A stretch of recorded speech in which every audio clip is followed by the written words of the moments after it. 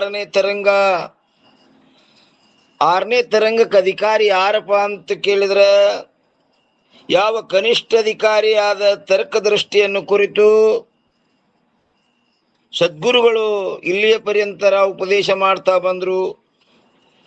ನಿನ್ನಿನ ದಿವಸ ನಾವು ವಿಷಯ ಎಲ್ಲಿ ನೋಡಿದೆವಪ್ಪ ಅಂತ ಕೇಳಿದ್ರೆ 443ನೇ ಅಂಕದಲ್ಲಿ 4 ಮಹಾವಾಕ್ಯಗಳಲ್ಲಿ ಭಾಗತ್ಯಾಗ ಲಕ್ಷಣದ ಪ್ರದರ್ಶನ. 4 ಮಹಾವಾಕ್ಯಗಳದು ಏನ್ ಮಾಡ್ತೇವೆ, ಪ್ರದರ್ಶನ ಮಾಡ್ತೇವೆ ಅಂತ ಪ್ರತಿಜ್ಞೆ ಮಾಡಿದರೆ, ಇಲ್ಲಿ 1ನೇದೊಳಗ ಮಾಯಾ ಮತ್ತು ಮಾಯೆಯಲ್ಲಿ ಉಂಟಾದ ಆಭಾಸ ಮತ್ತು ಮಾಯೆಗೆ ಅಧಿಷ್ಠಾನವಾದ ಯಾವ ಚೇತನ ಇರುವುದೋ ಅದು ಸರ್ವಶಕ್ತಿ, ಸರ್ವಜ್ಞತ್ವ ಮೊದಲಾದ ಧರ್ಮಗಳಿಂದ ಕೂಡಿದ ಈಶ್ವರವೆಂದು ಹೇಳಲ್ಪಡುತ್ತದೆ. ಅದುವೇ ತತ್ಪದದ ವಾಚ್ಯವಿರುತ್ತದೆ. ಮತ್ತು ಇನ್ನ ಜೀವನ ಬಗ್ಗೆ ಹೇಳ್ತಾರೆ. ಏನ್ ಹೇಳ್ತಾರಪ್ಪ ಅಂತ ಕೇಳಿದ್ರೆ, 2ನೇದ್ದು ವ್ಯಷ್ಟಿಯ ವಿದ್ಯಾ, ಆ ವಿದ್ಯೆಯಲ್ಲಿ ಉಂಟಾದ ಆಭಾಸ ಮತ್ತು ಆ ವಿದ್ಯೆಗೆ ಅಧಿಷ್ಠಾನವಾದ ಯಾವ ಚೇತನವಿರುವುದೋ ಅದು ಅಲ್ಪಶಕ್ತಿ, ಅಲ್ಪಜ್ಞತ್ವಾದಿ ಧರ್ಮ ಸಹಿತ ಜೀವ ಎಂದು ಹೇಳಲ್ಪಡುತ್ತದೆ. ಅದುವೇ ತ್ವಂಪದದ ವಾಚ್ಯವಿರುತ್ತದೆ.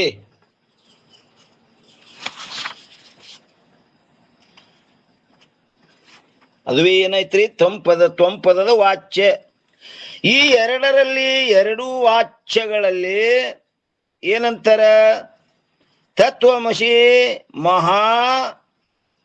ತತ್ವಮಸಿ ವಾಕ್ಯವು ಬೋಧ ಮಾಡಿದ ಏಕತ್ವವು ಸಂಭವಿಸುವುದಿಲ್ಲ.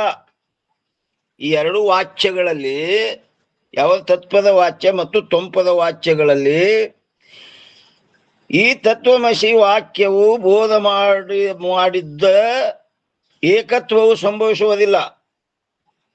ಅದಕ್ಕೆ 1ನೇ ಕಡೆ ಏನ್ ಹೇಳ್ತಾರೆ, ಆಭಾಸ ಸಹಿತ ಮಾಯಾ ಹಾಗೂ ಮಾಯಾಕೃತವಾದ ಸರ್ವಶಕ್ತಿ, ಸರ್ವಜ್ಞತ್ವಾದಿ ಧರ್ಮಗಳು ಇವಿಷ್ಟು ವಾಚ್ಯ ಭಾಗವನ್ನು ತ್ಯಾಗ ಮಾಡಿ ಚೇತನ ಭಾಗದಲ್ಲಿ ತತ್ಪದದ ಭಾಗತ್ಯಾಗ ಲಕ್ಷಣ ಇರುತ್ತದೆ. ಎಲ್ರಿ, ಆ ಚೇತನ ಭಾಗದಲ್ಲಿ ಅದು ಮಾತ್ರ ಏನದ, ತತ್ಪದದ ಭಾಗತ್ಯಾಗ ಲಕ್ಷಣ ಇರುತ್ತದೆ. 2ನೇದ್ದು ಅದರಂತೆ ಆಭಾಸ ಸಹಿತ ವಿದ್ಯಾ,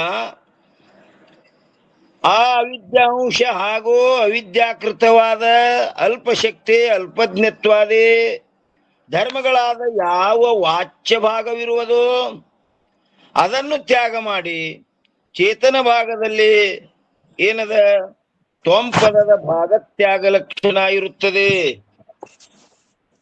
ಈ ರೀತಿಯಾಗಿ ಭಾಗತ್ಯಾಗ ಲಕ್ಷಣದಿಂದ 1ನೇ ಕಡೆ ಈಶ್ವರ ಹಾಗೂ ಜೀವರ ಸ್ವರೂಪದಲ್ಲಿ ಲಕ್ಷ್ಯವಾದ ಯಾವ ಚೇತನ ಭಾಗವಿರುವುದು ಅದರ ಏಕತ್ವವನ್ನು ತತ್ವಮಸಿ ಮಹಾವಾಕ್ಯವು ಬೋಧ ಮಾಡಿರುತ್ತದೆ.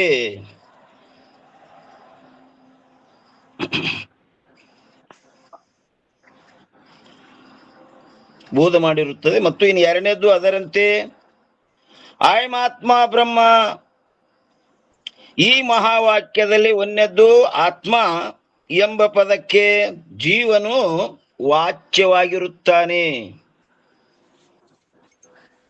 ಮತ್ತು ಇನ್ನ 2ನೇದ್ದು ಬ್ರಹ್ಮ ಎಂಬ ಪದಕ್ಕೆ ಈಶ್ವರನು ವಾಚ್ಯವಾಗಿರುತ್ತಾನೆ. ಬ್ರಹ್ಮ ಪದಕ್ಕೆ ಶುದ್ಧ ಬ್ರಹ್ಮವು ವಾಚ್ಯವಲ್ಲ. ಏನಂತಾರೆ ನೋಡ್ರಿ, ಬ್ರಹ್ಮ ಪದಕ್ಕೆ ಶುದ್ಧ ಬ್ರಹ್ಮವು ವಾಚ್ಯವಲ್ಲ, ಕಿಂತು ಈಶ್ವರನೇ ವಾಚ್ಯವಾಗಿರುತ್ತಾನೆ. ಇದನ್ನು 4ನೇ ತರಂಗದಲ್ಲಿ 172ನೇ ಅಂಕದಲ್ಲಿ ಪ್ರತಿಪಾದನ ಮಾಡಿಕೊಂಡು ಬಂದಿರುತ್ತೇವೆ. ಪೂರ್ವದಂತೆ 2 ಪದಗಳ ಲಕ್ಷಣ ಇರುತ್ತದೆ. ಇನ್ನು 3ನೇದ್ದು ಲಕ್ಷಾರ್ಥವು ಪರೋಕ್ಷವಿರುವುದಿಲ್ಲವಾದ್ದರಿಂದ ಆ ಲಕ್ಷ್ಯಾರ್ಥವು ಪರೋಕ್ಷ ವಿರುವುದಿಲ್ಲವಾದ್ದರಿಂದ ಈ ಅರ್ಥವನ್ನು ತಿಳಿಸಿ ಕೊಡುವುದಕ್ಕೋಸ್ಕರ ಅಯಂ ಎಂಬ ಪದವಿರುತ್ತದೆ. ಅಯಂ ಅಂದರೆ ಸರ್ವರಿಗೂ ಅಪರೋಕ್ಷವಾದ ಆತ್ಮವು ಬ್ರಹ್ಮವೇ ಇರುತ್ತದೆ ಎಂಬುದು ಈ ವಾಕ್ಯದ ಅರ್ಥವಿರುತ್ತದೆ. ಇನ್ನು ಮೂರನೇದೇನು ಹೇಳಿದ್ರಪ್ಪ ಅಂತ ಕೇಳಿದ್ರೆ ಅಹಂ ಬ್ರಹ್ಮಾಸ್ಮಿ. ಈ ಮಹಾವಾಕ್ಯದಲ್ಲಿ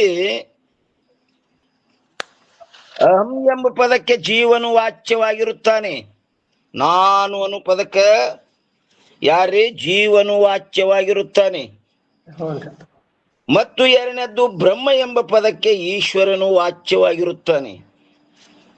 ಈ ಎರಡೂ ಪದಗಳಿಗೆ ಚೇತನ ಭಾಗದಲ್ಲಿ ಲಕ್ಷಣ ಇರುತ್ತದೆ. ಮತ್ತು ನಾನು ಬ್ರಹ್ಮನಿದ್ದೇನೆ ಎಂಬುದು ಈ ವಾಕ್ಯದ ಅರ್ಥವಿರುತ್ತದೆ. ಇನ್ನು ನಾಲ್ಕನೇದ್ದೇನು ಹೇಳ್ತಾರ್ರಿ? ಪ್ರಜ್ಞಾನಮಾನಂದಂ ಬ್ರಹ್ಮ. ಈ ಮಹಾವಾಕ್ಯದಲ್ಲಿ ಪ್ರಜ್ಞಾನ ಎಂಬ ಪದಕ್ಕೆ ಜೀವನು ವಾಚ್ಯವಾಗಿರುತ್ತಾನೆ. ಬ್ರಹ್ಮ ಎಂಬ ಪದಕ್ಕೆ ಈಶ್ವರನು ವಾಚ್ಯವಾಗಿರುತ್ತಾನೆ. ಪೂರ್ವದಂತೆಯೇ ಲಕ್ಷಣ ಇರುತ್ತದೆ. ಮೂರನೇದ್ದು, ಲಕ್ಷ್ಯವಾದ ಯಾವ ಬ್ರಹ್ಮ ಆತ್ಮರಿರುವರೋ ಅವರು ಆನಂದ ಗುಣಗಳಲ್ಲ, ಅವರು ಆನಂದ ಗುಣವುಳ್ಳವರಲ್ಲ. ಕಿಂತು ಏನದರಪ್ಪ ಅಂತ ಕೇಳಿದ್ರೆ ಆನಂದ ಸ್ವರೂಪರಿರುತ್ತಾರೆ. ನೈಯಾಯಿಕರು ಆನಂದ ಗುಣ ಅಂತಾರ್ರಿ ಅವರು, ಆದ್ರೆ ವೇದಾಂತಿಗಳು ಮಾತ್ರ ಆನಂದ ಸ್ವರೂಪರು ಎಂಬ ಅರ್ಥವು ಏನಂತಾರೆ? ಅರ್ಥವನ್ನು ತಿಳಿಸಿಕೊಡುವುದಕ್ಕೋಸ್ಕರ ಆನಂದ ಪದವಿರುತ್ತದೆ. ಆತ್ಮನೊಡನೆ ಅಭಿನ್ನವಾಗಿರುವ ಬ್ರಹ್ಮವು ಆನಂದ ರೂಪವಿರುತ್ತದೆ. ಆತ್ಮ ಮತ್ತೆ ಎರಡು ಯಾಕಂದ್ರಪ್ಪ ಅಂತ ಕೇಳಿದ್ರೆ ಅದು ಉಪಾದಿಯಿಂದ ಬಂದದ್ದು. ವ್ಯಷ್ಟೇ ಈ ಸಂಘಾತಕದಿಂದ ಅದಕ್ಕೆ ಏನಂತ ಬಂತು? ಆತ್ಮ ಅಂತ ಬಂತು. ಅದು ಶಮೆಷ್ಟಿದಿಂದ ಅದಕ್ಕೆ ಏನಂತ ಬಂತು? ಬ್ರಹ್ಮ ಅಂತ ಬಂತು. ಪಿಂಡಾಂಡಕಧಿಷ್ಠಾನದಿಂದ ಆದ್ದರಿಂದ ಇದಕ್ಕೆ ಆತ್ಮ ಅಂತ ಹೆಸರು ಬಂತು. ಅದು ಬ್ರಹ್ಮಾಂಡಕಧಿಷ್ಠಾನವಾದ್ದರಿಂದ ಇದಕ್ಕೆ ಬ್ರಹ್ಮ ಅಂತ ನಾಮ ಬಂತು. ಆದ್ರೆ ಎರಡು ಬೇರೆ ಇಲ್ಲವು ಒಂದೇ. ಆತ್ಮನೊಡನೆ ಅಭಿನ್ನವಾಗಿರುವ ಬ್ರಹ್ಮವು ಆನಂದ ರೂಪವಿರುತ್ತದೆ ಎಂಬುದು ಈ ವಾಕ್ಯದ ಅರ್ಥವಿರುತ್ತದೆ. ಯಾವ ಪ್ರಕಾರ ಮಹಾವಾಕ್ಯಗಳಲ್ಲಿ ಭಾಗತ್ಯಾಗ ಲಕ್ಷಣ ಇರುತ್ತದೆಯೋ ಅದರಂತೆ ಅನ್ಯವಾಕ್ಯಗಳಲ್ಲಿಯೂ, ಅನ್ಯವಾಕ್ಯ ಯಾವ ತಗೋಬೇಕ್ರಮ್ಮ ಇಲ್ಲಿ?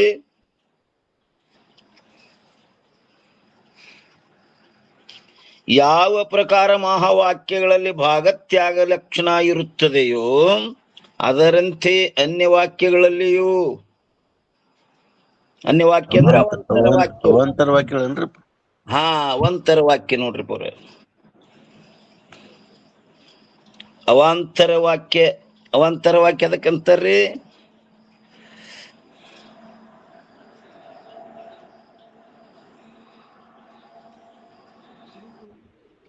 ಜೀವ ಬ್ರಹ್ಮರ ಸ್ವರೂಪವನ್ನು ಬೇರೆ ಬೇರೆ ಹೇಳಬೇಕ್ರಿಪ್ಪ. ಹೇಳಿದ್ರು ನೋಡ್ರಪ್ಪ ಅವರು. ಏನೊಂದ ಜೀವ ಬ್ರಹ್ಮರ ಸ್ವರೂಪವನ್ನು ಪ್ರತ್ಯೇಕವಾಗಿ ತಿಳಿಸಿಕೊಡುವ ವಾಕ್ಯಕ್ಕೆ ಅವಾಂತರ ವಾಕ್ಯ ಅಂತ ಕರೀತಾರ್ರಿ.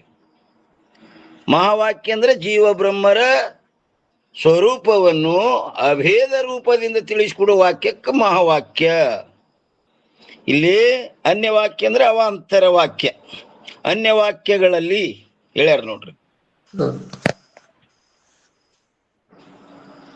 ಅಲ್ಲಿ ಅನ್ಯವಾಕ್ಯ ಅದು ಅವಾಂತರ ವಾಕ್ಯ ಅಂದ್ರೆ ಏನ್ರಿ? ಇದು ಸತ್ಯಂ ಜ್ಞಾನಂ ಅನಂತಂ ಬ್ರಹ್ಮ ಅಂತ ಬ್ರಹ್ಮನ ಪ್ರತ್ಯೇಕ ಮಾಡಿದಾರೆ. ಹೌದೌದ್ರಿ. ಈ ನಿತ್ಯಂತರ ಜ್ಯೋತಿ ಪುರುಷ ಅಂತ ಈ ಆತ್ಮನನ್ನು ಜೀವನನ್ನ ಬೇರೆ ಮಾಡಿದರು. ಅದಕ್ಕ ಸತ್ಯ ಜ್ಞಾನ ಆನಂದ ಪದಗಳಾದರೂ ಕೂಡ ಶುದ್ಧ ಬ್ರಹ್ಮವನ್ನು ಭಾಗತ್ಯಾಗ ಲಕ್ಷಣದಿಂದ ಬೋಧ ಮಾಡುತ್ತವೆಯೇ ಹೊರತು ಶಕ್ತಿಯಿಂದಲ್ಲ.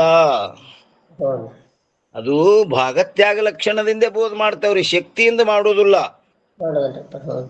ಯಾಕೆ ಮಾಡಂಗಿಲ್ಲ ಅಂತಂದ್ರೆ ಹೇಳ್ತಾರೆ ಅವರು, ಶುದ್ಧ ಬ್ರಹ್ಮವು ಯಾವ ಪದದ ವಾಚ್ಯವೂ ಅಲ್ಲ, ಹ್ಮ್ ಇದು ಸಿದ್ಧಾಂತವಿರುತ್ತದೆ.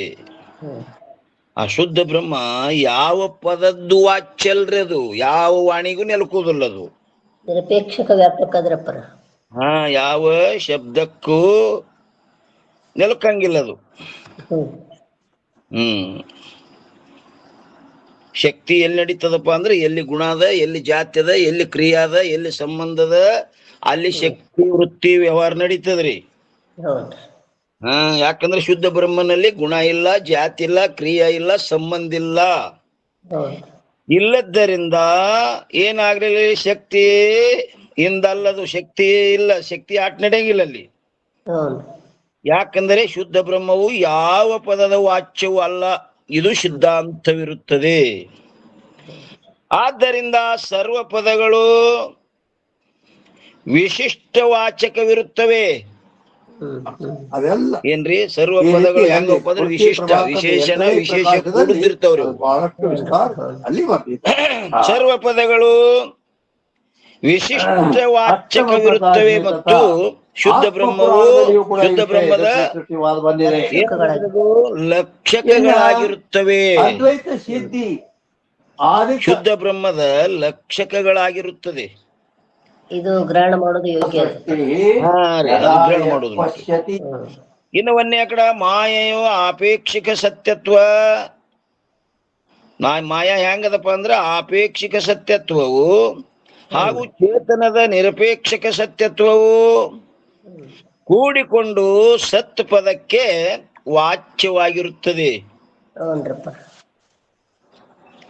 ಇನ್ನ ನಿರಪೇಕ್ಷಿಕ ಸತ್ಯವು ಲಕ್ಷ್ಯವಾಗಿರುತ್ತದೆ. ಇನ್ನು ಎರಡನೇದೇನಂತಾರ ನೋಡ್ರಿ, ಬುದ್ಧಿ ಬುದ್ಧಿವೃತ್ತಿ ರೂಪ ಜ್ಞಾನವು ಮತ್ತು ಸ್ವಯಂ ಪ್ರಕಾಶ ಜ್ಞಾನವು ಎರಡು ಕೂಡಿ ಜ್ಞಾನ ಪದಕ್ಕೆ ವಾಚ್ಯವಿರುತ್ತವೆ. ಮತ್ತು ಸ್ವಯಂ ಪ್ರಕಾಶ ಭಾಗವು ಹೆಂಗದಪ್ಪ ಅಂದ್ರೆ ಲಕ್ಷ್ಯವಿರುತ್ತದೆ. ಅಲ್ಲಿ ಸ್ವಯಂ ಪ್ರಕಾಶ ಭಾಗ ಹೆಂಗದಪ್ಪ ಅಂದ್ರೆ ಅದು ಲಕ್ಷ್ಯದರಿದು. ಇನ್ನು ಮೂರನೇದ್ದು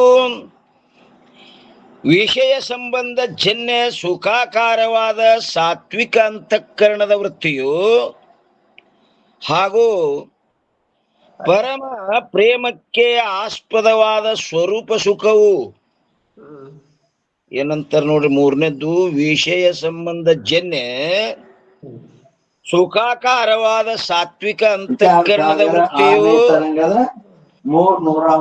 ಹಾಗೂ ಪರಮ ಪ್ರೇಮಕ್ಕೆ ಆಸ್ಪದವಾದ ಸ್ವರೂಪ ಸುಖವು ಈ ಎರಡು ಕೂಡಿ ಆನಂದ ಪದಕ್ಕೆ ವಾಚ್ಯವಿರುತ್ತವೆ. ಮತ್ತು ವೃತ್ತಿ ಭಾಗವನ್ನು ಬಿಟ್ಟು ಸ್ವರೂಪ ಭಾಗವು ಲಕ್ಷ್ಯವಾಗಿರುತ್ತದೆ. ಕೇವಲ ಸ್ವರೂಪ ಏನದ್ರಿ ಅಪ್ಪರ ಲಕ್ಷ್ಯ ಐತ್ರು. ಈ ಅಂತಃಕರಣ ವೃತ್ತಿ ಸಹಿತವಾದದ್ದು ಏನದಲ್ರಿ ಅದು ಮಾತ್ರ ವಾಚ್ಯದ ಅದು ಒಮ್ಮಿರ್ತದ ಒಮ್ಮಿರಂಗಿಲ್ರಿ. ಇದು ಮಾತ್ರ ಹಂಗಲ್ಲ, ಸ್ವರೂಪ ಸತ್ವಾಕಾರ ಆದಾಗ ಅಷ್ಟ ಆಗ್ತದ್ರಪ್ಪರ. ಹೌದ್ರಿ, ಕಿಂಚಿತ್ ಕಾಲ ಅಂದ್ರೆ ಯಾವಾಗ್ಲೂ ಇರುದಲ್ಲ ಅಂತ್ರಿ. ಯಾವಾಗಲೂ ಇರುದಿಲ್ಲ. ವೃತ್ತಿ ಬ್ರಹ್ಮಾಕಾರ ಆದಾಗ ಇಟ್ಟಿರ್ತದದು. ಹ್ಞೂನ್ರಿ ಹ್ಞೂನ್ರಿ.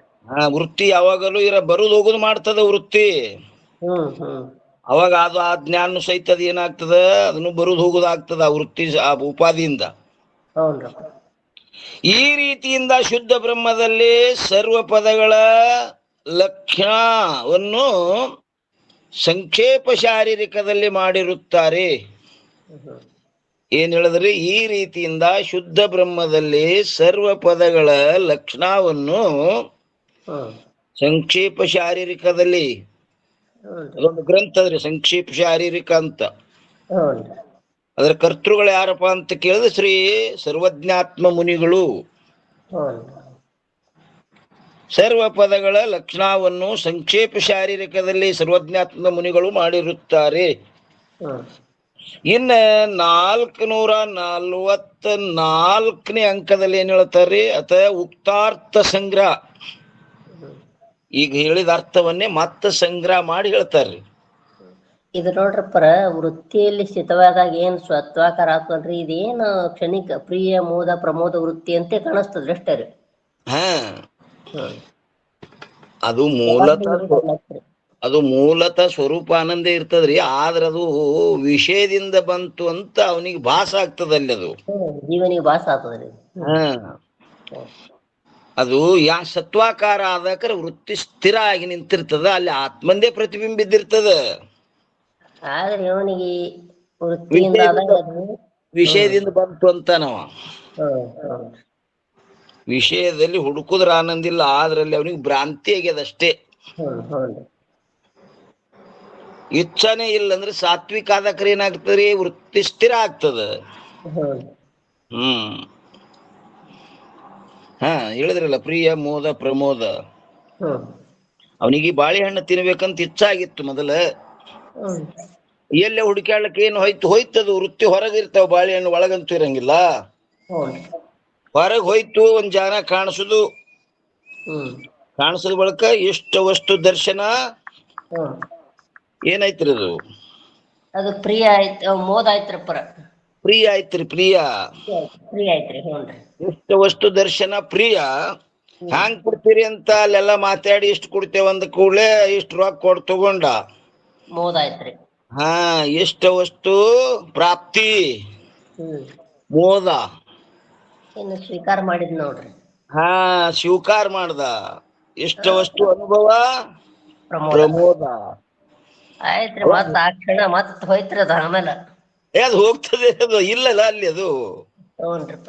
ಅದು ಅಲ್ಲಿ ಅಂತರ್ಮುಖ ಆದಾಗ ತನ್ನ ಸ್ವರೂಪಾನಂದೇ ಪ್ರತಿಬಿಂಬ ಬಿದ್ದದ, ಆದ್ರೆ ವಿಷಯದಿಂದ ಬಂತು ಅಂತ ಭ್ರಾಂತಿ ಮಾಡ್ಕೊಂಡ ನಾವು ಅಲ್ಲಿ. ಆ ವಿಷಯದಲ್ಲಿ ಇಲ್ಲವೇ ಇಲ್ಲ. ಆ ವಿಷಯ ಏನ್ ಮಾಡ್ಯದಪ್ಪ ಅಂತ ಕೇಳಿದ್ರೆ ಅಂತರ್ಮುಖ ಆಗ್ಲಿಕ್ಕ ನಿಮಿತ್ತ ಕಾರಣ ಆಗ್ಯದಷ್ಟೇ.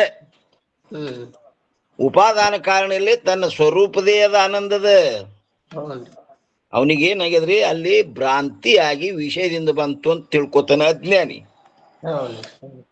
ಅದಕ್ಕಿಲ್ಲ ಏನ್ ಹೇಳ್ತಾರ್ರಿ, ಇನ್ನ 444 ಅಥ ಉಕ್ತಾರ್ಥ ಸಂಗ್ರಹ ಕವಿತ್ವದೊಳಗೆ ಏನ್ ಹೇಳ್ತಾರೆ, ಗಂಗಾಮೆ ಗ್ರಾಮ ಜಹತಿ ಲಕ್ಷಣಾಯ ಟೌರಲಕೆ ಸೋನೋ ಧಾವೆ ಲಕ್ಷಣ ಅಜಹತಿ ಜನಾಯೇ सोई यह वस्तु यह लक्षण होय भाग त्याग दोजो नाम जहते अजहते सुनाइए. ಅಂದ್ರೆ ಏನ್ ಹೇಳ್ತಾರ ನೋಡ್ರಿ, ಇಲ್ಲಿ ಅರ್ಥ ಏನಂತ ಹೇಳ್ತಾರ, ಗಂಗೆಯಲ್ಲಿ ಹಳ್ಳಿ ಇರುತ್ತದೆ ಎಂದು ಹೇಳುವ ಈ ಯಾವುದು ಜಹತಿ ಲಕ್ಷಣ ಬಿಟ್ಟು ಲಕ್ಷಣ ಇರುವುದೆಂದು ತಿಳಿ. ಕೆಂಪು ಏನಂತಾರೆ, ಕೆಂಪು ಓಡುತ್ತದೆ ಎಂದು ಹೇಳುವಾಗ ಅದು ಲಕ್ಷಣ ಅಂದ್ರ ಅಜತಿ. ಅಜತ್ ಲಕ್ಷಣ ಇರುವುದೆಂದು ಏನ್ ಮಾಡು ತಿಳಿಯಬೇಕು. ಇನ್ನ ಅದುವೇ ಈ ವಸ್ತು ಇರುತ್ತದೆ ಎಂದು ಹೇಳುವಾಗ ಇಲ್ಲಿ ಏನಪ್ಪಾ ಅಂದ್ರೆ ಹೈ ಭಾಗತ್ಯಾಗ ಲಕ್ಷಣ ಆಗುತ್ತದೆ.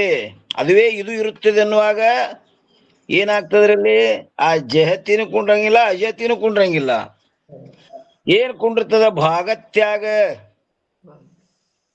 ಜಹತಿ ಅಜಹತಿ ಏನಾಗುದಿಲ್ಲಪ್ಪ ಅಂತ ಕೇಳಿದ್ರೆ ಜಹದ್ ಅಜಹದ್ ಇದಕ್ಕೇನಂತಾರ ಮುಂದೆ ಭಾಗತ್ಯಾಗ ಲಕ್ಷಣಕ್ಕೆ, ಜಹದ್ ಅಜಹದ್ ಅಂದ್ರ ಬಿಟ್ಟು ಬಿಡದ ಲಕ್ಷಣ ಎಂದು ಇನ್ನೊಂದು ಹೆಸರು ಇರುತ್ತದೆ. ಇನ್ನ ಕವಿತ್ವದೊಳಗೆ ಏನ್ ಹೇಳ್ತಾರ್ರಿ, ತತ್ವಮಸಿ ಆದಿ ಮಹಾವಾಕ್ಯಾನುಮೆ ಭಾಗತ್ಯಾಗ ಲಕ್ಷಣ ನ ಜಹತೆ ಅಜತೆ ಬತಾಯಿಯೇ. ಇವು ಎರಡು ಕುಂಡಂಗಿಲ್ಲ ಅಂತಾರ ಇವ್ರು. ಅಲ್ಲಿ ಹೇಳಿದ್ರು ನೋಡಿ ದುಹಾದಾಗ ಏನು, ನ ಜಹತಿ ಅಜತಿ ಬತಾಯಿ ಬ್ರಹ್ಮ ಕಾಹೋ ಪದಕೋ ನ ವಾಚ್ಯಯೋ ಬಖಾನೆ ವೇದ ಯಾತೆ ಸರ್ವ ಪದನ್ ಮೇ ರೀತಿಯೋ ಲಖಾಯೇ. ಇದ್ರ ಅರ್ಥ ಏನ್ ಹೇಳ್ತಾರಪ್ಪ ಅಂತ ಕೇಳಿದ್ರೆ, ಅದುವೇ ನೀನು ಇರುವಿ ಎಂಬ, ಏನಂತಾರ್ರಿ, ಅದುವೇ ನೀನು ಇರುವಿ ಎಂಬ ಮೊದಲಾದ ಮಹಾವಾಕ್ಯನುಮೆ, ಅಂದ್ರ ಮಹಾವಾಕ್ಯಗಳಲ್ಲಿ ಭಾಗತ್ಯಾಗ ಲಕ್ಷಣ ತಿಳಿಯಬೇಕು ಹೊರತು ಜಯತಿ ಅಜಯತಿ ಏನ್ ಮಾಡೋದಿಲ್ಲ, ಲಕ್ಷಣ ಆಗಲಿ ಹಾಗೂ ಅಜಯತಿ ಲಕ್ಷಣ ಆಗಲಿ ಬತಾಯಿ ಅಂದ್ರೆ ಹೇಳಬಾರದು.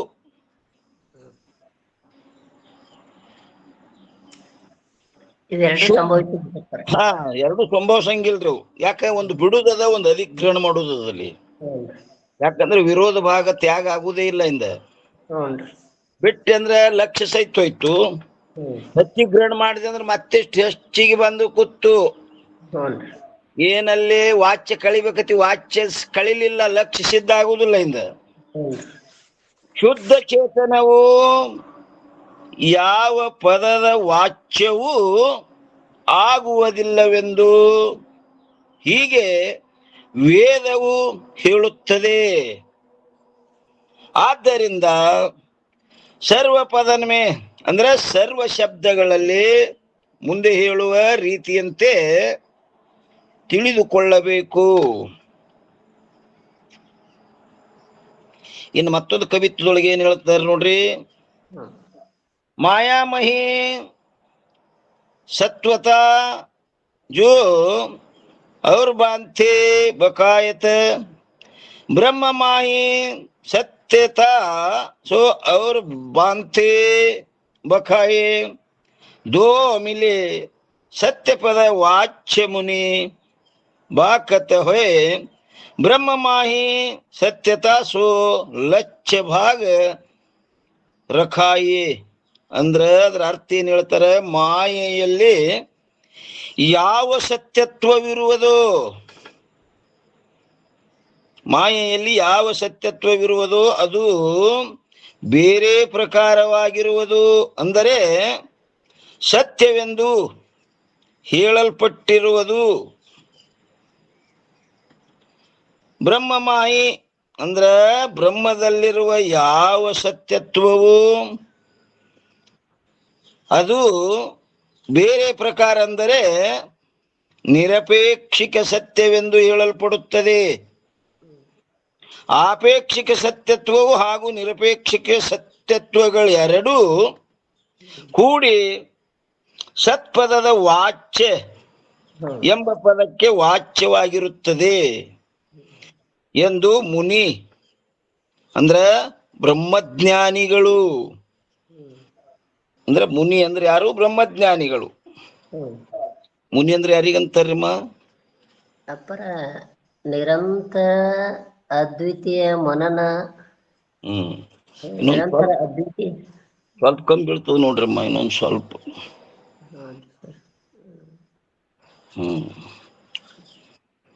ಮುನಿ ಅಂದ್ರೆ ಬರೋಬರಿ ಅದ್ರಿ, ಇನ್ನೊಂದು ಸ್ವಲ್ಪ ಒಂದು ಪದ ಸೇರಿಸಿದ್ರೆ ಕರೆಕ್ಟ್ ಆಗ್ಬಿಡ್ತದೆ. ಹಾ ಹೇಳ್ರಿ. ಅದ್ವಿತೀಯ ಮನನಶೀಲತ್ವ ಮುನಿರಪ್ಪರ. ಹಾ, ಇನ್ನೊಂದು ಪದ ಉಳಿತೀರಿ. ಹೌದು ನೋಡ್ರಪ್ಪರ. ಹಾ ನೋಡ್ರಮ್ಮ, ಏನಂತಾರ್ರಿ, ಮುನಿ ಅಂದ್ರ ನಿರಂತರ ಅದ್ವಿತೀಯ ಅರ್ಥ ಮನನಶೀಲತ್ವ ಮುನಿ. ಅರ್ಥ ಬರ್ಬೇಕಾಗಿತ್ರಿ, ಎಲ್ಲ ಬಂದಿತ್ತು. ನಿರಂತರ ಅಂತರಿಲ್ದನೆ ನಿರಂತರ ಅದ್ವಿತೀಯ ಅರ್ಥ ಮನನಶೀಲತ್ವ ಮುನಿ. ಇನ್ನೊಂದು ವೇದ ಶಾಸ್ತ್ರಾರ್ಥ ತತ್ವಾವಗಂತಹ ಮುನಿ. ಅದಕ್ಕ ಮುನಿ ಬಾಕತ ಹೊಯ್ ಅಂದ್ರೆ ಬ್ರಹ್ಮಜ್ಞಾನಿಗಳು ಹೇಳುತ್ತಾರೆ. ಬ್ರಹ್ಮಮಾಹಿ ಅಂದ್ರೆ ಬ್ರಹ್ಮದಲ್ಲಿ ಯಾವ ಸತ್ಯತ್ವವಿರುವುದು ಅದು ಭಾಗತ್ಯಾಗ ಲಕ್ಷಣೆಯಿಂದ ತಿಳಿದು ಬರುವ ಏನ್ರಿ ಲಕ್ಷ್ಯ ಲಕ್ಷ್ಯ ಭಾಗವೆಂದು ಗ್ರಹಿಸಬೇಕು. ಇನ್ನ ಕವಿತ್ವ ಮತ್ತೆ ಎಷ್ಟು 44 ಏನ್ ಹೇಳ್ತಾರ ನೋಡ್ರಿ. ಬುದ್ಧಿವೃತ್ತಿ ಸಂವಿತ್ ದ್ವೈ ಮಿಲೆ ಜ್ಞಾನ ಪದ ವಾಚ್ಯ ಸಂವಿತ್ ಸ್ವರೂಪ ಲಕ್ಷ್ಯ ಬುದ್ಧಿವೃತ್ತಿ ಆತ್ಮ ಅವರ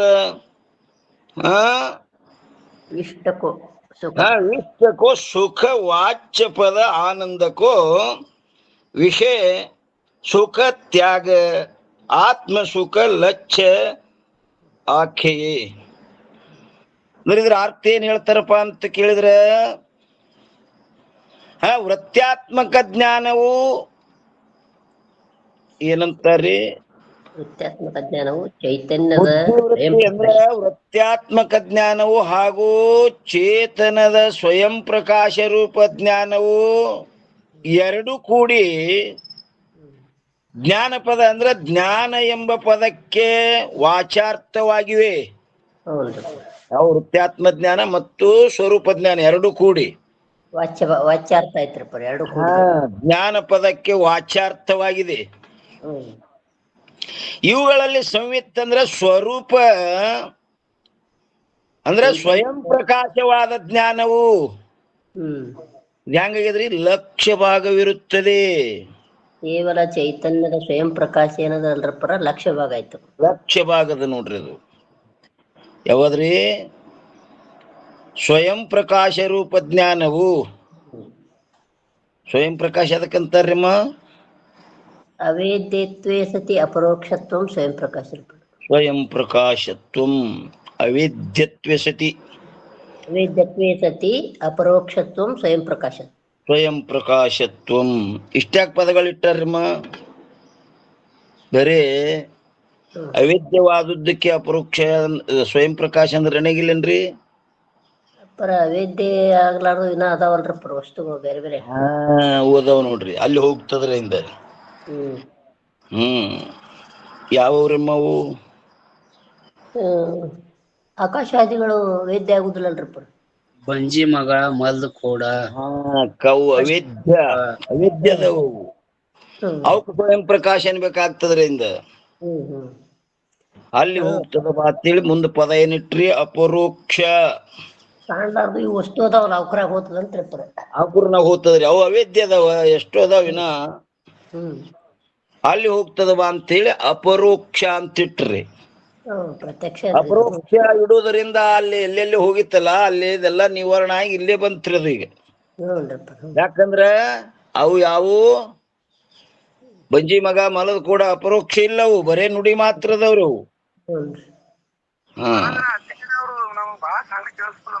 ಓರಿ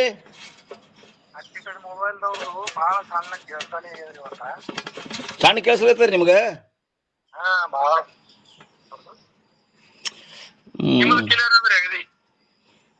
ಅಕ್ಕ ಆ ಮೊಬೈಲ್ ಕೇಳ ಚಿಕ್ಕ ಕಾಂಪ್ರೆಸ್ ಕಾಲ್ದಾಗ ನಿಮ್ಗೆ ಕೇಳಿಸಲ್ದೇನ್ರಿ ಅದು? ಇಲ್ಲ ಸನಿನೇ ಅದಾವ್ರಿ, ಆದ್ರೆ ನಿಮ್ಮದೇ ಹೊರಗಿನ ಸೌಂಡ್ ಇಟ್ಟಿತ್ತಿಲ್ಲ ನಾ ಇಟ್ಟು ತಕ. ನೀವು ಅವಾಗೇ ಹೇಳ್ಬೇಕು, ಏನ್ರೆ ಪ್ರಾಬ್ಲಮ್ ಇದ್ರೆ ಮತ್ತೆ ಬದಲಾಸಲ್ ಬರ್ತದ. ನಿಮ್ಮ ಟೈಮ್ ಮುಗ್ಯದ ಈಗ. ಏನ್ ಹೇಳ್ತಿದ್ದೇವ್ರಮ್ಮ? ಅಲ್ಲಿ ಅಪರೋಕ್ಷ ಇಡುವುದರಿಂದ ಎಲ್ಲಿ ಬಂಜಿ ಮಗ ಮಲದ ಕೂಡದಲ್ಲಿ ಏನ್ ಅತಿ ವ್ಯಾಪ್ತಿಯಾಗಿತ್ತು, ಅವೇದ್ಯವಾದದ್ದಕ್ಕೆ ಸ್ವಯಂ ಪ್ರಕಾಶ ಅಂದ್ರ ಅಲ್ಲೆಲ್ಲ ಹೋಗಿತ್ತು. ಅದಕ್ಕೆ ಅಪರೋಕ್ಷ ಇಡುವುದರಿಂದ ಅಲ್ಲೆಲ್ಲ ಅತಿ ವ್ಯಾಪ್ತಿ ನಿವಾರಣೆ ಆಗಿ ಇಲ್ಲೇ ಕುಂತ್ರಿ. ಬರೇ ಅಪರೋಕ್ಷವಾದದ್ದಕ್ಕೆ ಸ್ವಯಂ ಪ್ರಕಾಶ ಅಂದ್ರಮ್ಮ ಇವೆಲ್ಲ ಸೂರ್ಯ ಚಂದ್ರ ನಕ್ಷತ್ರನು ಪರೋಕ್ಷ ಅಪರೋಕ್ಷದವಲ್ರಿಪ್ಪ ಅಲ್ಲನ್ರಿಪ್ಪ? ಘಟಪಟಾದಿಗಳು ಎಲ್ಲ ಕಡೆ ಹೋಗ್ತದೆ. ಘಟಪಟ ದೇಹ ಇವೆಲ್ಲ ಅಪರೋಕ್ಷದವ, ಅಲ್ಲಿ ಹೋಗ್ತಾವಂತ ಹೇಳಿ ಹಿಂದಿನ ಪದನು ಅವಶ್ಯ ಬೇಕಾಯ್ತ್ರಿ. ಇದು ಸರ್ವ ವಸ್ತುನು ಪ್ರತ್ಯಕ್ಷದವ, ಅದರಂತೆ ಅಲ್ಲ ಅಂತ್ರಿ ಇದು. ಅವೇದ್ಯವಾಗಿರ್ಬೇಕು. ಇವೆಲ್ಲ ಅವೇದ್ಯದವ. ಅದಕ್ಕೆ ಅವೇದ್ಯವಾಗಿರ್ಬೇಕು, ಅಪರೋಕ್ಷವಾಗಿರ್ಬೇಕು. ಯಾಕಂದ್ರೆ ಆತ್ಮ ಅವೇದ್ಯದನ ನೇತ್ರಾದಿ ಇಂದ್ರಿಯಗಳಿಗೆ ಕಂಡಿಲ್ಲವ. ಹ್ಞೂನ್ರಿಪ್ಪ. ಮತ್ತು ಅಪರೋಕ್ಷದನ್ರಿ ಮತ್ತೆ ಎಲ್ಲರೇ ಇಲ್ಲವ. ವಿದ್ಯೆ ಇಲ್ಲ ಅಂತ ಕೇಳಿದ್ರೆ ಇದ್ದೇನೆ ಅಂತ ಹೇಳಿಬಿಡ್ತಾರಲ್ಲಿ. ಅದಕ್ಕೆ ನಮ್ಮ ಸ್ವರೂಪ ಹೆಂಗದಪ್ಪ ಅಂತ ಕೇಳಿದ್ರೆ ಸ್ವಯಂ ಪ್ರಕಾಶ. ಕೇಳಿ ಬರ್ತೀನಂತ ಯಾರು ಹೇಳಂಗಿಲ್ರಿ. ನೀ ಇದ್ದೇ ಇಲ್ಲ ಹೇಳಂದ್ರೆ ನೋಡಿ ಕೇಳಿ ಬರ್ತತ್ ಯಾರು ಹೇಳ್ತೇನ್ರಿ, ಇದ್ದೇನೆ ಅಂತ ಹೇಳಿಬಿಡ್ತಾನೆ. ಯಾಕ? ಅಪರೋಕ್ಷವಾಗಿರ್ತಾನವ. ಇದು ಸ್ವಂತ ಅನುಭವ ಅದ್ರಿ, ಯಾರಿಗೆ ಕೇಳುದಲ್ರಿ. ಹಾ, ಏನಂತಾರಿ?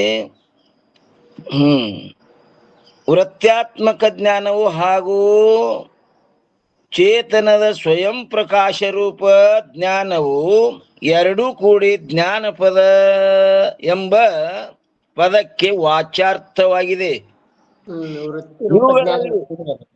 ಹೌದು, ಇವುಗಳಲ್ಲಿ ಸಂವಿತ್ ಸ್ವರೂಪ ಅಂದ್ರೆ ಚೇತನದ ಸ್ವಯಂ ಪ್ರಕಾಶ ರೂಪ ಜ್ಞಾನವು ಮತ್ತು ಲಕ್ಷ್ಯ ಭಾಗವಿರುತ್ತದೆ. ಯಾವುದು? ಚೇತನ ಸ್ವಯಂ ಪ್ರಕಾಶ ಜ್ಞಾನ.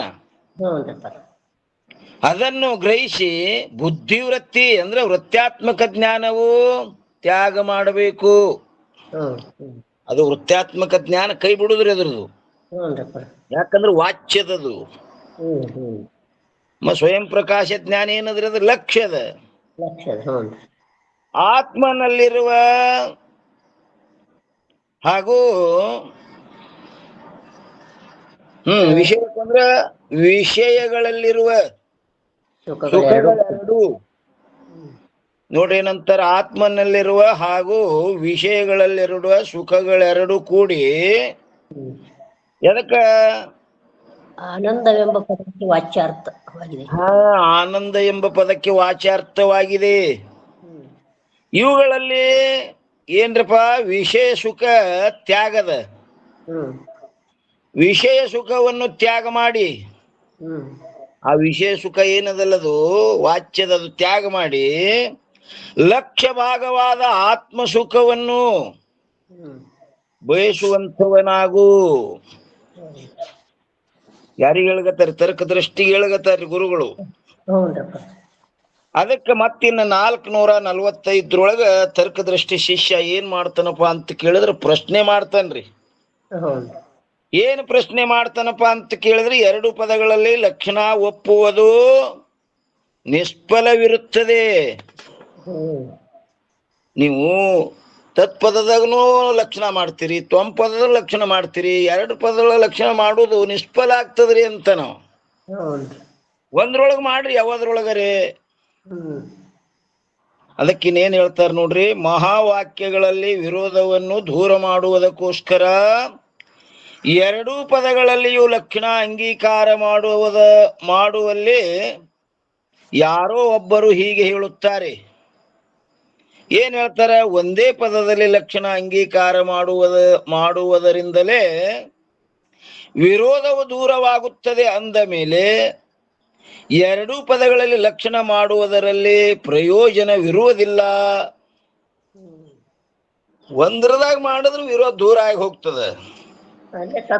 ಮಾಡಿಬಿಡ್ರಿ ಅಂತ ಮತ್ತೆ ಎರಡರದಾಗ ಮಾಡುದು ಏನು ಪ್ರಯೋಜನ ಅದರಿ? ಪ್ರಯೋಜನ ಇಲ್ಲ ಅಂತನ್ರಿ ಅವ ಯಾವನೋ ಒಬ್ಬ. ಅದಕ್ಕೆ ದುವಾ ಏನಂತಾರ ನೋಡ್ರಿ, ಎಷ್ಟು 45. ಏಕ ಹಿ ಪದ ಮೇ ಲಕ್ಷಣ ಮಾನ್ಯ ನಹಿ ವಿರೋಧ ದ್ವಯ ಪದನ್ ಮೇ ಲಕ್ಷಣ ನಿಷ್ಫಲ ಕಹತ ಸುಬೋಧ. ಅರ್ಥ ಏನಂತಾರಪ್ಪ ಅಂತ ಕೇಳಿದ್ರೆ, ಅದು ಎರಡೂ ಪದಗಳಲ್ಲಿ ಲಕ್ಷಣ ಹೇಳುವುದರಿಂದ ಪ್ರಯೋಜನವಿರುವುದಿಲ್ಲವೆಂದು ಬುದ್ಧಿವಂತರು ಏನಂತಾರ ನೋಡ್ರಿ. ಇಲ್ಲಿ ಇನ್ನೊಮ್ಮೆ ಓದ್ತೀನಿ. ಎರಡೂ ಪದಗಳಲ್ಲಿ ಏನ್ರಿ ಅದು ಲಕ್ಷಣ ಹೇಳುವುದರಿಂದ ಪ್ರಯೋಜನವಿರುವುದಿಲ್ಲವೆಂದು ಯಾರು? ಬುದ್ಧಿವಂತರು ಹೇಳುತ್ತಾರೆ. ಯಾಕಂದರೆ ಒಂದೇ ಪದದಲ್ಲಿ ಲಕ್ಷಣ ಒಪ್ಪಿದ್ದಾದರೆ ವಿರೋಧವು ಬರುವುದಿಲ್ಲ. ಟೀಕಾ ನೋಡ್ರಿ ಏನಂತಾರ್ರಿ, ಸುಬೋಧ ಅಂದ್ರ ಸುಜ್ಞರಾದವರು. ಸುಜ್ಞರಾದವರು ಎರಡೂ ಪದಗಳಲ್ಲಿ ಲಕ್ಷಣ ಅಂಗೀಕರಿಸುವುದು ನಿಷ್ಫಲವೆಂದು ಹೇಳುತ್ತಾರೆ. ಯಾಕಂದರೆ ಒಂದೇ ಪದದಲ್ಲಿ ಲಕ್ಷಣ ಸ್ವೀಕಾರ ಮಾಡುವುದರಿಂದಲೇ ವಿರೋಧವು ದೂರವಾಗಿ ಹೋಗುತ್ತದೆ. ಇದರ ಭಾವವು ಈ ಪ್ರಕಾರವಿರುತ್ತದೆ. ಯದ್ಯಪಿ ಏನಂತಂದ್ರೆ ಸರ್ವಜ್ಞತ್ವಾದಿ ವಿಶಿಷ್ಟಗಳು, ಇವು ಸರ್ವಜ್ಞತ್ವ ಏನದವ್ರಿ? ವಿಶಿಷ್ಟದವ್ರಿ. ವಿಶಿಷ್ಟ ಅಂದ್ರೆ ಏನ್ರಮ್ಮ? ವಿಶಿಷ್ಟ ಅಂದ್ರೆ ವಿಶೇಷದೊಡನೆ ಕೂಡಿದ್ದು ವಿಶಿಷ್ಟ ಪರ. ವಿಶೇಷ ವಿಶೇಷಣ ಯುಕ್ತವಾದದ್ದಕ್ಕೆ ವಿಶಿಷ್ಟ ಅಂತಾರ್ರಿ. ಸರ್ವಜ್ಞತ್ವಾದಿಗಳು ಇನ್ನೇನಂತಾರ್ರಿ? ಯದ್ಯಪಿ ಏನಂತಾನ? ಸರ್ವಜ್ಞತ್ವಾದಿ ವಿಶಿಷ್ಟಗಳು ಅಲ್ಪಜ್ಞತ್ವಾದಿ ವಿಶಿಷ್ಟಗಳೊಡನೆ ಏಕತ್ವವು ಸಂಭವಿಸುವುದಿಲ್ಲವಲ್ಲ ಎಂದು ಕೇಳಿದರೆ ತಥಾಪಿ ಹೇಳ್ತಾರ, ಒಂದು ಪದದ ಲಕ್ಷ್ಯವಾದ ಯಾವ ಶುದ್ಧ ಚೇತನವಿರುವುದೋ ಅದು ವಿಶೇಷದೊಡನೆ ಏಕತ್ವವಾಗುವುದು ಸಂಭವಿಸುತ್ತದೆ. ಅಶುದ್ಧ ಅದ್ರ ಕೂಡ ಕೂಡ್ತದದು. ಎರಡು ವಿಶೇಷಣಗಳು ಕೂಡಂಗಿಲ್ಲ. ಅಲ್ಪಜ್ಞ ಸರ್ವಜ್ಞ ಮತ್ತ ಅಲ್ಪಶಕ್ತಿ ಸರ್ವಶಕ್ತಿ ಕೂಡ್ತವ್ರಿ? ಕೂಡುದಿಲ್ಲ. ಹೇಗೆಂದರೆ ದೃಷ್ಟಾಂತ ಕೊಡ್ತಾರ್ರಿ. ಒಂದನೇದ್ದು, ಶೂದ್ರ ಮನುಷ್ಯನ ಬ್ರಾಹ್ಮಣನಿರುತ್ತಾನೆ. ಶೂದ್ರ ಮನುಷ್ಯನು ಬ್ರಾಹ್ಮಣನಿರುತ್ತಾನೆ. ಈ ರೀತಿಯಿಂದ ಶೂದ್ರತ್ವ ಧರ್ಮ ವಿಶಿಷ್ಟ ಮನುಷ್ಯನು ಬ್ರಾಹ್ಮಣತ್ವ ಧರ್ಮ ವಿಶಿಷ್ಟದೊಡನೆ ಏಕತ್ವವನ್ನು ಹೇಳುವುದು ವಿರುದ್ಧವಾಗುತ್ತದೆ. ಏನಂದ್ರಿ? ಬ್ರಾಹ್ಮಣ ಮತ್ತು ಶೂದ್ರತ್ವ ಇಬ್ರು ಎಂದೂ ಏಕತ್ತಾಗುದಿಲ್ಲ ಅವ ವಿಶಿಷ್ಟದೊಡನೆ. ಯಾಕೆ? ಅವ ಶೂದ್ರತ್ವ ಅಂದ್ರೆ ಅವ ಮಾಡೋ ಇದು ಇರ್ತನ. ಬ್ರಾಹ್ಮಣ ಅಂದ್ರೆ ಜ್ಞಾನವಂತನದನ್ರಿ ಪರ, ಜ್ಞಾನನಿಷ್ಠನು. ಶೂದ್ರನಂದ್ರ ಅವ ಇದು ಮಾಡೋದು ಏನಂತಾರ? ಕರ್ಮವಾದಿ. ಅವ ಕರ್ಮವಾದಿರಿ. ಅವನಿಗೆ ಇವನಿಗೆ ಕೂಡಂಗಿಲ್ಲ ನೋಡ್ರಿ. ನಂತರ ಶೂದ್ರ ಮನುಷ್ಯನು ಬ್ರಾಹ್ಮಣನಿರುತ್ತಾನೆ ಹಿಂಗ ಹೇಳುದು. ಈ ರೀತಿಯಿಂದ ಶೂದ್ರತ್ವ ಧರ್ಮ ವಿಶಿಷ್ಟ ಮನುಷ್ಯನು ಬ್ರಾಹ್ಮಣತ್ವ ಧರ್ಮ ವಿಶಿಷ್ಟದೊಡನೆ ಏಕತ್ವವನ್ನು ಹೇಳುವುದು ಹೆಂಗಾಗ್ತದೆ? ವಿರುದ್ಧವಾಗುತ್ತದೆ. ಆದರೆ ಎರಡನೇದೇನ್ ಹೇಳ್ತಾರೆ ನೋಡ್ರಿ, ಮನುಷ್ಯ ಬ್ರಾಹ್ಮಣನಿರುತ್ತಾನೆ. ಏನಂತಾರಿ? ಮನುಷ್ಯ ಬ್ರಾಹ್ಮಣನಿರುತ್ತಾನೆ. ಈ ರೀತಿಯಿಂದ ಶೂದ್ರತ್ವ ಧರ್ಮದಿಂದ ರಹಿತವನಾದ ಶುದ್ಧ ಮನುಷ್ಯನಿಗೆ ಬ್ರಾಹ್ಮಣತ್ವ ವಿಶಿಷ್ಟ ಧರ್ಮದೊಡನೆ ಏಕತ್ವವನ್ನು ಹೇಳುವುದು ವಿರುದ್ಧವಾಗುವುದಿಲ್ಲದು. ಅನ್ನೋದು ವಿರುದ್ಧ ಆಗಂಗಿಲ್ಲ. ಶೂದ್ರ ಬ್ರಾಹ್ಮಣದನಂದ್ರ ವಿರುದ್ಧ ಆಗ್ತದಿಲ್ರಿ? ಕರ್ಮನಿಷ್ಠ, ಜ್ಞಾನನಿಷ್ಠ. ಮನುಷ್ಯ ಬ್ರಾಹ್ಮಣ ಇರ್ತಾನಂದ್ರ ಅದು ವಿರುದ್ಧ ಆಗಂಗಿಲ್ಲ. ಅದರಂತೆ ಅಲ್ಪಜ್ಞತ್ವಾದಿ ಧರ್ಮ ವಿಶಿಷ್ಟ ಚೇತನವು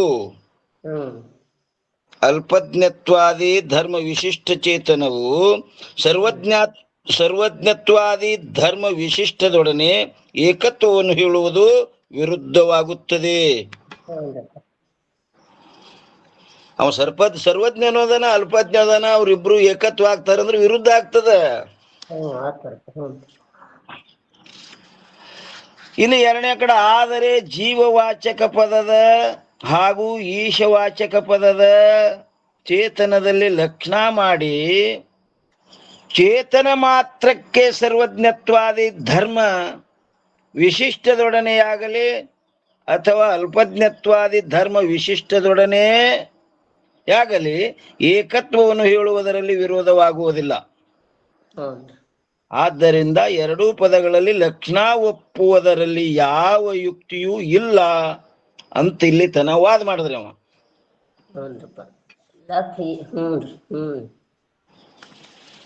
ಅದಕ್ಕೆ ಗತ ಪ್ರಶ್ನೆ ಅದಕ್ಕೆ ಉತ್ತರ ಹೇಳ್ತಾರೆ. ಏನ್ ಹೇಳ್ತಾರ್ರಿ? 446 ಎರಡೂ ಪದಗಳಲ್ಲಿ ಲಕ್ಷಣ ಒಪ್ಪುವುದು ಸಫಲವಿರುತ್ತದೆ. ನೀವ್ ಒಂದೇ ಪದದಾಗ ಲಕ್ಷಣ ಮಾಡಂತಿಯಲ್ಲ, ಅದು ಸಫಲ ಇರಂಗಿಲ್ಲ, ಅದು ನಿಷ್ಫಲ ಆಗ್ತದೆ. ವಾಕ್ಯವನ್ನು ತ್ಯಜಿಸಿ ಲಕ್ಷ್ಯವನ್ನು ಗ್ರಹಿಸುವುದೇ ಯೋಗ್ಯ ಅದು. ಹಾ, ಅದಕ್ಕೆ ಸಮಾಧಾನ ಕವಿತ್ವ ಏನ್ ಹೇಳ್ತಾರೆ ನೋಡ್ರಿ. ಲಕ್ಷಣ ಜೋ ಕಹೆ ಏಕ ಪದ ಮಾಹಿ ತಾಕೋ ಯಹ ಪೋಚೆ ದೋಯ पदन में कौन से मैं लक्षण प्रथम व द्वितीय में कहे ताहे वाक्य यह वाक्य न को होयगो विरोध मूढ़ लक्षण. ಅಂದ್ರ ಅರ್ಥ ಏನ್ ಹೇಳ್ತಾರಿ? ಯಾವ ಒಂದೇ ಪದದಲ್ಲಿ ಅಂದ್ರ ತತ್ ಅಥವಾ ತ್ವಮ್ಮ ಯಾವುದಾದರೂ ಒಂದು ಏನ್ರಿ ಅದು, ಇದನ್ನು ಕೇಳಬೇಕು. ಎದರಲ್ಲಿ ಮಾಡತ್ತಪ್ಪ? ಏನು ತತ್ ಪದದಲ್ಲಿ ಮಾಡ್ಬೇಕು, ಏನು ತ್ವಮ್ ಪದದಲ್ಲಿ ಮಾಡ್ಬೇಕು? ಏನಂದರೆ ದೋಯೆ ಅಂದ್ರ ಎರಡು ಪದಗಳಲ್ಲಿ ಕೌನಸೆಮೆ ಅಂದ್ರ ಯಾವುದರಲ್ಲಿ ಲಕ್ಷಣ ಸ್ವೀಕರಿಸಬೇಕು? ಯಾವುದರೆ ಒಂದಂದಲ್ಲಿ ಏನ ತತ್ ಪದದಲ್ಲಿ ಮಾಡ್ಬೇಕು, ಏನು ತ್ವಂ ಪದದಲ್ಲಿ ಮಾಡ್ಬೇಕು? ಹಿಂಗ್ ಕೇಳ್ಬೇಕ್ರಿ ಅವ್ನಿಗೆ. ಅವನಿಗೆ ಕೇಳ್ಬೇಕು. ಅವನಿಗೆ ಕೇಳ್ಬೇಕ್ರಿ ಹಿಂಗ. ನೀ ಹೇಳಿದಂಗ ಒಂದೇ ಪದ ಒಪ್ಕೋಬೇಕಾದ್ರ ಯಾವ ಪದದಲ್ಲಿ ಒಪ್ಕೋಬೇಕಪ್ಪ? ಯಾವ ಪದದಲ್ಲಿ ಮಾಡುದಪ್ಪ? ಪ್ರಥಮ ಅಂದ್ರೆ ಮೊದಲನೆಯ ಅಥವಾ ದ್ವಿತೀಯ ಅಂದ್ರೆ ಎರಡನೆಯ ಪದದಲ್ಲಿ ಲಕ್ಷಣ ಸ್ವೀಕರಿಸಬೇಕೆಂದು ಕಹೆ ಹೇಳಿದ್ದಾದರೆ, ಅಂದ್ರೆ ಯಾವ್ದಾರ ನೋಡ್ರಿ, ಮೊದಲನೇದಾಗರೆ ಮಾಡ್ರಿ, ಬೇಡ ಎರಡನೇದಾಗರೆ ಮಾಡ್ರಿ, ಒಂದ್ರದಾಗ ಮಾಡ್ರಿ ಅಂತ ಹಿಂಗ್ ಹೇಳದಂದ್ರ ಅವರಿಗೆ ಅಂದ್ರ ಏನಂತಾರಿ? ಶಿಷ್ಯನೇ, ಹಾ, ಹೇ ಶಿಷ್ಯನೇ ಹೀಗೆ ಹೇಳು. ಏನಂತ? ಏನೆಂದರೆ ಮೂರ್ಖರೇ, ಯಾವುದಾದರೂ ಒಂದೇ ಪದದಲ್ಲಿ ಲಕ್ಷಣ ಹೇಳಿದರೆ ಅದಕ್ಕೇನಂತಾರ್ರಿ? ವಾಕ್ಯಗಳಲ್ಲಿ ವಿರೋಧವು ಉಂಟಾಗುತ್ತದೆ.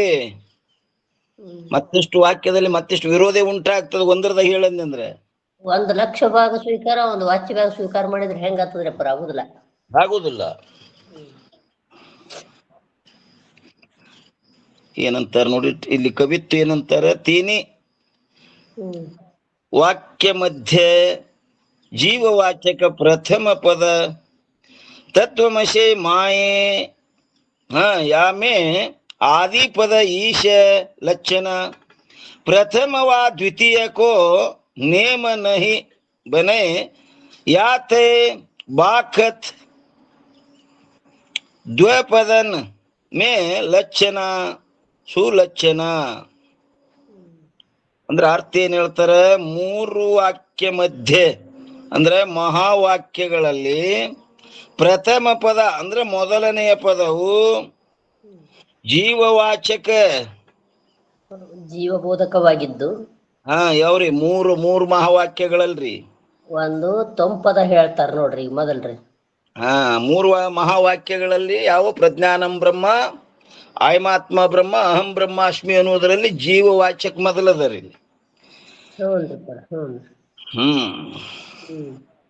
ಜೀವಬೋಧಕವಾಗಿದ್ದು ತತ್ವಮಸಿ ಅಂದ್ರೆ ತತ್ವಮಸಿ ಎಂಬ ಈ ಮಹಾವಾಕ್ಯದಲ್ಲಿ ಆದಿಪದ ಅಂದ್ರೆ ಮೊದಲನೆಯ ಪದವು ಏನದಪ್ಪ ಅಂದ್ರೆ ಈಶ್ವರ ಬೋಧಕವಾಗಿರುವುದು. ಪ್ರಥಮ ಅಂದ್ರೆ ಮೊದಲನೆಯ ಅಥವಾ ದ್ವಿತೀಯಕ್ಕೋ ಅಂದ್ರೆ ಎರಡನೆಯ ಪದಗಳಲ್ಲಿ ಕ್ರಮವಾಗಿ ಲಕ್ಷಣ ಸಂಭವಿಸುವುದಿಲ್ಲ. ಆದ್ದರಿಂದ ಆಚಾರ್ಯರಂದ್ರಿ ದುರ್ಬೋಧ ವಸ್ತು ಸಮರ್ಥನ. ಇನ್ನೊಂದು ತುಸು ನೋಡ್ರಿ. ದುರ್ಬೋಧ ವಸ್ತು ಸಮರ್ಥ ಬೋಧನಂ ಹಾ ಅದು ಆ ಬೋಧ ಅನ್ನೋದು ಈಚೆ ಕಡೆ ಹಾಕ್ರಮ್ಮ. ಅದು ಬರೋಬರಿ ಆಗ್ಯದ, ಹಿಂದ ಮುಂದಾಗ್ಯಾವ ಅಷ್ಟೇ. ಓಂ ನಮಃ ಶಿವಾರಿ. ವಸ್ತು ಬೋಧನಾ ಸಮರ್ಥ. ದುರ್ಬೋಧ ವಸ್ತು ಬೋಧನ ಸಮರ್ಥ ಆಚಾರ್ಯ. ಹಾ ಬರೋಬರಿ ಐತ್ ನೋಡ್ರಿ. ಆಚಾರ್ಯರಂದ್ರ ದುರ್ಬೋಧ ವಸ್ತು ಬೋಧನ ಸಮರ್ಥ ಆಚಾರ್ಯ. ಯಾಕಂದ್ರೆ ಮಾತಿಗೂ ಮನಸ್ಸಿಗೂ ನಿಲುಕಲಾರಂತ ವಸ್ತು ಅದ ಅನುಭವಕ್ಕೆ ತಂದು ಕೊಡ್ತಾರ ಅವರು. ಅದಕ್ಕೆ ಆಚಾರ್ಯರು. ಆದ್ದರಿಂದ ಆಚಾರ್ಯರು ಎರಡೂ ಪದಗಳಲ್ಲಿ ಲಕ್ಷಣ ಹೇಳಿದ್ದು ಏನಾಗ್ತದೆ, ಅತಿ ಸುಂದರವಾಗಿದೆ. ಟೀಕಾ ನೋಡ್ರಿ ಏನಂತಾರ್ರಿ, ಒಂದು ವೇಳೆ ಒಂದೇ ಪದದಲ್ಲಿ ಲಕ್ಷಣ ಅಂಗೀಕಾರ ಮಾಡಿದ್ದಾದರೆ ಅವರನ್ನು ಕುರಿತು ಹೀಗೆ ಕೇಳಬೇಕು. ಏನಂತ? ಎರಡೂ ಪದಗಳಲ್ಲಿಂದ ಯಾವ ಪದದಲ್ಲಿ ಲಕ್ಷಣ ಇರುತ್ತದೆ? ನೀ ಹೇಳ್ದಂಗ ಹೇಳಿದ್ರೆ ಯಾವ ಪದದಲ್ಲಿ ಲಕ್ಷಣ ಒಪ್ಕೋಬೇಕಪ್ಪ? ತತ್ ಪದದಲ್ಲಿ ಎರಡರೊಳಗೆ ಒಂದ್ರಾಗ ಮಾಡ್ರಿ, ಮೊದಲಿಂದ್ರಾಗ ಮಾಡ್ರಿ, ಬೇಡ ಹಿಂದಿಂದ್ರಾಗ ಮಾಡಿ ಅಂದೆಲ್ ನೀ. ಯಾವ ಪದದಾಗ ಲಕ್ಷಣ ಅದ? ಒಂದು ವೇಳೆ ಅವರು ಒಂದನೇದು ಸರ್ವ ಮಹಾವಾಕ್ಯಗಳ ಪ್ರಥಮ ಪದದಲ್ಲಿ ಲಕ್ಷಣ ಇರುತ್ತದೆ, ಎರಡನೆಯದಲ್ಲಿ ಇರುವುದಿಲ್ಲ, ಅಥವಾ ಆ ಲಕ್ಷಣ ಸರ್ವ ಮಹಾವಾಕ್ಯಗಳ ಎರಡನೇ ಪದದಲ್ಲಿ ಇರುತ್ತದೆ, ಮೊದಲನೆಯದಲ್ಲಿ ಇರುವುದಿಲ್ಲ ಎಂದು ಹೇಳಿದ್ದಾದರೆ ಅವರಿಗೆ, ಹೇ ಶಿಷ್ಯನೇ, ಈ ರೀತಿ ಹೇಳು. ಏನು? ಹೇ ಮೂರ್ಖ ಲಕ್ಷಣವುಳ್ಳವರೇ. ಇದು ಎಂತ ಲಕ್ಷಣ ಐತಿ? ಮೂರ್ಖ ಲಕ್ಷಣ. ಇದು ಮೂರ್ಖ ಅಂದ್ರೆ ಯಾರಿಗಂತಾರ್ರಿಮ್ಮ? 6 ರೀತಿಯಿಂದ ಹೇಳ್ಯಾರ ನೋಡ್ರಿ. ಯಾರಿಗೆ ಮೂರ್ಖ? ಒಂದು ವೇದಾಂತ ಜ್ಞಾನ ತರ್ಕ ಮಾಡೋನಿಗೂ ಮೂರ್ಖ ಅಂತಾರ್ರಿ. ಇದು ಹೇಳಿದ್ ಅದ ನೀವೇ ಹೇಳ್ಬೇಕ್ರಪ್ಪರ. ಶಾಸ್ತ್ರ ಶೂನ್ಯ ಮೂರ್ಖ. ಶಾಸ್ತ್ರ ಶೂನ್ಯ ಪಾಮರ್ಯಮ್ಮ, ಅದು ನೀವು ಹೇಳುದ್ರಮ್ಮವ್ರಿ. ಮೂರ್ಖ ಮತ್ತು ಏನೇನು 6 ರೀತಿಯಿಂದ ಹೇಳ್ಯಾರ ನೋಡ್ರಪ್ಪರ. ಮೂರ್ಖಶ್ಯ ಪಂಚಚಿಹ್ನಾನಿ. 5 ಚಿಹ್ನೆಗಳು ಹೇಳ್ಯಾರ ನೋಡ್ರಮ್ಮ ಅವರು. 5 ಚಿಹ್ನ. ಹಠಾಚಿ, ದುರ್ವ್ಯಸನಿ, ಅಪ್ರಿಯವಾದಿ, ಪರೋಕ್ತಂ ನೈವ ಮನ್ಯತೆ. ಎಸದು ನೋಡ್ರಿ. ಶಟ ಅಂತ ಒಂದ್ ಹೇಳ್ಯಾರ. ಮೂರ್ಖಶ್ಯ ಪಂಚಚಿಹ್ನಾನಿ. ಮೊದಲನೇದ್ದು ಗರ್ವಿ, ದುರ್ವಚನಿ, ಹಠೀಚಿ, ಅಪ್ರಿಯವಾದಿ, ಪರೋಕ್ತಂ ನೈವ ಮನ್ಯತೆ. ಅಂದ್ರೆ ಪರರ ಯುಕ್ತಿಯನ್ನು ಮಾನ್ಯ ಮಾಡುವವಲ್ಲವ. ಮೊದಲನೇದ್ರಿ ಗರ್ವಿ, ದುರ್ವಚನಿ, ಬಾಯಾಗ ಒಂದು ಶಬ್ದ ಚಲೋ ಇಲ್ಲ. ಹಠೀಚಿ, ನಂದೇ ಖರೆ, ಅಪ್ರಿಯವಾದಿ, ಎಷ್ಟು ಬಂದ್ರು ಸಂತೋಷ ಇಲ್ಲ. ಮತ್ತು ಪರೋಕ್ತಂ ನೈವ ಮನ್ಯತೆ. ಇವು ಪಂಚ ಚಿನ್ನದವ್ರವನು. ಇದ್ರೊಳಗ 5 ಇರ್ಬೇಕಂತ ಹಿಂಗಿಲ್ಲ, ಒಂದಿದ್ರು ಅವ ಮೂರ್ಖನೇ. ಅದಕ್ಕೆ ಇವು ಏನಂತಾರೆ? ಇವು ಮೂರ್ಖ ಲಕ್ಷಣ ಉಳ್ಳವರೇ ಅಂತ ಅಂತಾರೆ ಅವ್ರಿಗೆ. ಪ್ರಥಮ ಅಥವಾ ದ್ವಿತೀಯ ಪದದಲ್ಲಿ ಕ್ರಮದಿಂದ ಸರ್ವ ವಾಕ್ಯಗಳಲ್ಲಿ ಲಕ್ಷಣ ಅಂಗೀಕರಿಸಿದ್ದಾದರೆ ವಾಕ್ಯಗಳಿಗೆ ಪರಸ್ಪರ ಏನಾಗ್ತದಪ್ಪ ಅಂದ್ರೆ ವಿರೋಧವಾಗುತ್ತದೆ. ಯಾಕಂದರೆ ಒಂದನೇದ್ದು 3 ವಾಕ್ಯಗಳ ಮಧ್ಯೆ ಅಂದರೆ ಅಹಂ ಬ್ರಹ್ಮಾಸ್ಮಿ, ಪ್ರಜ್ಞಾನಮಾನಂದಂ ಬ್ರಹ್ಮ, ಆಯಮಾತ್ಮ ಬ್ರಹ್ಮ. ಈ 3 ವಾಕ್ಯಗಳಲ್ಲಿ ಜೀವವಾಚಕ ಪದವು ಪ್ರಥಮ ಅಂದರೆ ಪೂರ್ವದಲ್ಲಿ ಇರುತ್ತದೆ. ಮೊದಲನೇ ಜೀವ ಬೋಧಕಾದ್ರಿ. ಯಾಕಂದ್ರೆ ಪ್ರಜ್ಞಾನಮಾನಂದಂ, ಪ್ರಜ್ಞಾನ ಅಂದ್ರೆ ಜೀವ, ಮತ್ತ ಅಹಂ ಬ್ರಹ್ಮಾಸ್ಮಿ ಅಂದ್ರೆ ಜೀವನಲ್ಲಿ ನಾನು ಬ್ರಹ್ಮ ಸ್ವರೂಪನೇ ಅದೀನಿ. ಹಾ ಆತ್ಮ ಬ್ರಹ್ಮ, ಈ ಆತ್ಮ ಬ್ರಹ್ಮ ಸ್ವರೂಪವೇ ಅದು. ಹಾ ಹಿಂಗ ಹೇಳುದು ಇದು ಎಲ್ಲ ಮೊದಲ ಜೀವವಾಚಕ ಪದನೇ ಅದಾವ್ರಿ ಇಲ್ಲಿ 3 ಮಹಾವಾಕ್ಯದಲ್ಲಿ. ಇನ್ನು 4ನೇದ್ದು ಮೊದಲ ಬ್ರಹ್ಮವಾಚಕ ಅದ್ರಪ್ಪ. ಹ್ಞೂನ್ರಿ. ಇನ್ನು 4ನೇದ್ ನೋಡ್ರಿ, ತತ್ವಮಸಿ. ಈ ವಾಕ್ಯದಲ್ಲಿ ಆದಿ ಪದ ಅಂದರೆ ಮೊದಲನೆಯ ಪದವು ಈಶ್ವರ ಬೋಧಕವಾಗಿರುತ್ತದೆ. ಈ ತತ್ವಮಸಿಯಲ್ಲಿ ಈಶ್ವರ ಪದ ಮೊದಲದ್ರಿ, ಆಮೇಲೆ ತೊಂಪದ ಅದ್ರಿ. ಹಾ ಅಂದ್ರೆ ಇನ್ನೂ ವಿಷಯ ಅದರಮ್ಮ, ಮತ್ ನಾಳೆಗೆ ನೋಡೋಣ್ರಿ. ನಮಸ್ಕಾರ. ಇಲ್ಲಿಯ ಪರ್ಯಂತರ ಸದ್ಗುರುಗಳ ಕೃಪಾಶೀರ್ವಾದದಿಂದ ನಡೆದು ಬಂದ ವಿಷಯ ಈ ವಾಗ್ರೂಪ ಸೇವೆ ಗುರುಪಾದದಲ್ಲಿ ಅರ್ಪಿಸಿ ಇವತ್ತಿನ ವಿಷಯಕ್ಕೆ ಮಂಗಲ ಹೇಳೋಣ್ರಿ. ಎಲ್ಲ ಮಹಾತ್ಮರ ಮಾತೆಯರ ಪಾದಕ್ಕೆ ನಮಸ್ಕಾರ.